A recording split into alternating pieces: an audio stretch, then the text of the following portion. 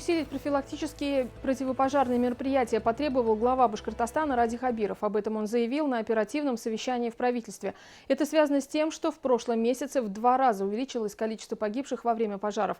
Обсудим ситуацию вместе с гостем программы «Интервью» в эфире главного телеканала Республики. Сегодня вместе с нами Петр Ильин, заместитель начальника отдела административной практики и дознания Главного управления МЧС России по Башкортостану. Петр Иванович, здравствуйте. Здравствуйте.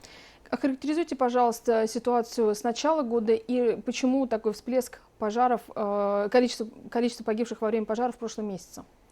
Да, действительно, у нас сейчас ситуация не самая простая. То есть у нас именно за октябрь произошел резкий рост и количества пожаров, и количества погибших. То есть если вот говорить вообще с начала года, то у нас на сегодняшний день произошло 10 147 пожаров. То есть это незначительное снижение у нас всего на 1%, то есть примерно вровень с прошлым годом идет. То непосредственно за октябрь у нас количество пожаров возросло на 16%. Это вот у нас в октябре произошло 1015 пожаров, соответственно, против 850 в прошлом году. Ну и самое печальное, это, конечно, количество погибших. Если в том году у нас за октябрь погибло 17 человек, то в этом году в 2 раза больше, как вы уже сказали, 34 человека, к сожалению, погибли на пожарах вот за октябрь месяц. Локации, где все происходило? Частный сектор, многоквартирные дома? Все это, естественно, частный сектор. Частный сектор — это и жилые дома, и вот сейчас уже можно сказать, это, что именно в садовых домах, то есть люди сейчас и там проживают, да, вот и садовые дома тоже в частности. Можно ли назвать основные причины? Основная причина все же это неосторожное обращение с огнем, и можно еще назвать это нарушение правил устройства и эксплуатации электрооборудования. То есть у нас либо связано с электричеством, да, либо неосторожное обращение с огнем. Вот 2 основные причины, которые приводят как раз к гибели людей на пожарах. То есть те пожары, которые связаны именно с гибелью, произошли вот по этим причинам. Петр Иванович, я знаю, что вы лично выезжали на места чрезвычайных происшествий в Федоровском районе, а также под Уфой, в поселке Лебяжий, где погибли семьи с детьми. Как строилась работа там и вот ваши впечатления личные? Ну, действительно, вы назвали такие пожары, которые у нас произошли в октябре. Они, к сожалению, с гибелью детей у нас вообще за октябрь, помимо вот печальной статистики в целом погибли, да, я назвал, у нас еще за октябрь погибло 4 ребенка. То есть гибель детей — это всегда, даже в эмоциональном плане, это намного сложнее пережить, даже когда находишься на месте происшествия. Ну и всем понятно, да, гибель детей все равно это как отдельное чрезвычайное происшествие у нас. И вот действительно у нас в Уфимском районе, по сути, погибла семья, да, в том числе малолетний ребенок. И вот в Федоровском районе у нас погибла мать и 2 детей вместе с ней. Вот, статистика очень печальная на самом деле. И вот на месте происшествия, соответственно, были, все исследовали. Но в большинстве случаев все-таки это связано с алкогольным опьянением. То есть это на самом деле печально, но это так и происходит. То есть основные факторы, способствующие гибели, это вот как раз нахождение в состоянии алкогольного опьянения, ну или нахождение в состоянии сна. То есть люди как раз обычно после алкоголя спят, и в это время происходит пожар. Петр Иванович, если мы говорим о том, что глава Башкортостана потребовал усилить профилактику, то каким образом она будет строиться и что сейчас будет происходить? Ну, тут очень большая роль лежит на органах местного самоуправления, да, то есть на главах сельского поселения, это проводить профилактические мероприятия, да, то есть это и у нас исходы граждан проводятся, и подворовой обход осуществляется. Очень большое значение у нас имеет, ну, значит, сейчас это автономные дымовые противопожарные извещатели, которые как раз у нас и монтируются в таких, в том числе семьях. Ну, там есть очень много параметров. Вот такие мероприятия, но очень важно проводить профилактику, в том числе вот мы сейчас с вами на телевидении выступаем, это тоже большое значение имеет. Ну, то же самое вот через средства массовой информации проводить профилактические какие-то мероприятия, телепередачи, обучение граждан, это очень важно. Но мы всегда подчеркиваем, что пожарный извещатель, он стоит порядка 300 рублей, его можно установить, и это действительно эффективное средство для того, чтобы предотвратить ЧП. Вот знаете ли вы случаи, какие вот на вашей практике, да, когда пожарный извещатель действительно помог? Это происходит у нас постоянно, регулярно, да. Мы даже ведем статистику. То есть мы ведем статистику, это те случаи, которые мы знаем. То есть вот у нас эта программа в республике началась с 2016 года, то есть вот 4 года уже эта программа работает, да, пожарные извещатели даже, как вы сказали, 300 рублей стоят, но у нас по программе отдельно республиканской к некоторым категориям граждан эти извещатели вообще бесплатно выдаются, бесплатно монтируются. И на сегодняшний день у нас спасено 467 человек. Это в этом году? Это за 4 года. За 4 года. Угу. И из них в том числе 194 ребенка. Ну вот как я уже назвал в самом начале, да, что у нас фактор очень такой важный, да, который влияет на гибель людей, детей, да, это нахождение в состоянии сна. И это действительно так. И когда есть извещатель, то он во многих случаях он просто выручает.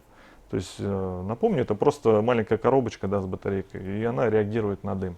Она просто находится, когда человек спит, она, например, что-то произошло, она просто очень сильно пищит, и человек просто, соответственно, просыпается и эвакуируется. В этом году было очень много таких случаев тоже, когда просто люди просыпались от того, что у нас пожарный извещатель сработал, ну и, соответственно, они эвакуируются. Вот. Но здесь нужно обратить внимание, что у нас есть такие случаи, когда людям извещатель ставят, он у них находится, они преднамеренно его отключают. Такое тоже бывает. Вот, к сожалению, вот именно вот в эти выходные у нас в Давлекановском районе тоже пожар произошел. Там 2 погибших было. И там тоже как раз при проведении профилактических мероприятий, о которых мы говорили, вот как раз профилактические группы у нас до этого как раз 21 октября приходили по месту жительства и как раз установили, что, оказывается, извещатель просто оттуда элементы питания снимают и извещатель не работает. Ну и, соответственно, вот это привело как раз к гибели.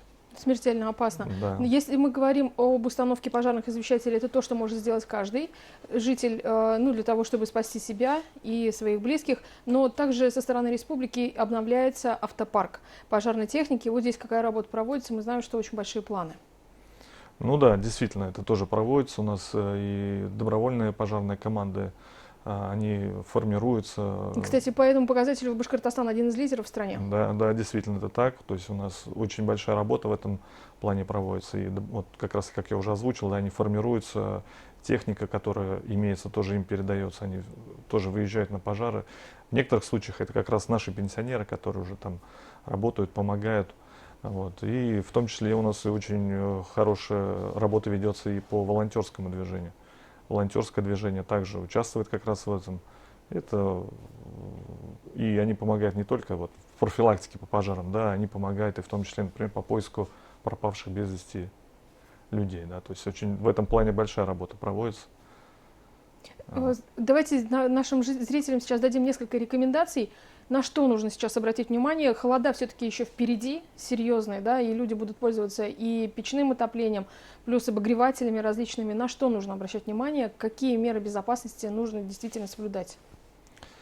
Ну, вот, как я уже сказал, то есть здесь у нас очень важно вообще, то есть в целом, это, если говорить о спасении жизни, то любой пожар нужно как можно раньше обнаружить.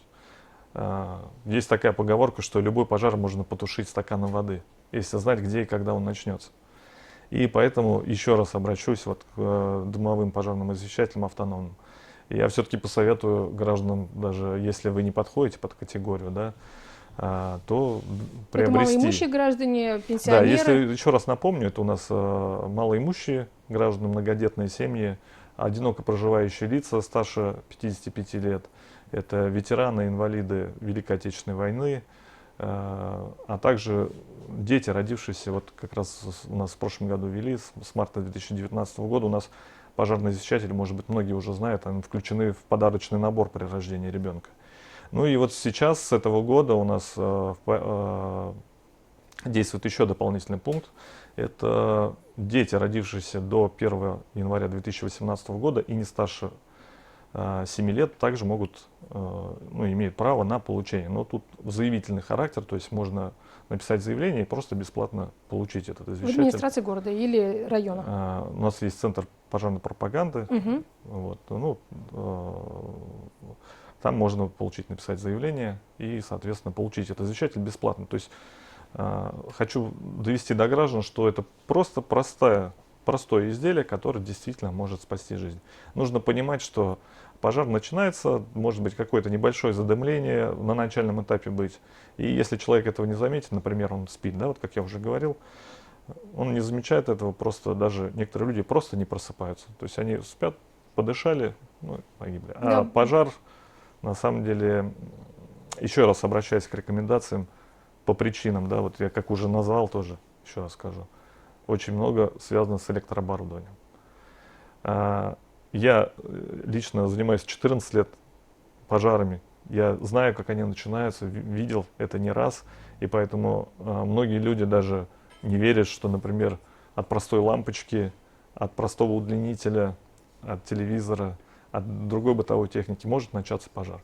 Просто внезапно происходит, может быть, перепад сети, да, напряжение может быть, может банально перегрузка в сети, то есть включили много приборов в одну розетку, может еще по каким-то причинам просто начинается пожар, и, соответственно, это может привести к печальным последствиям.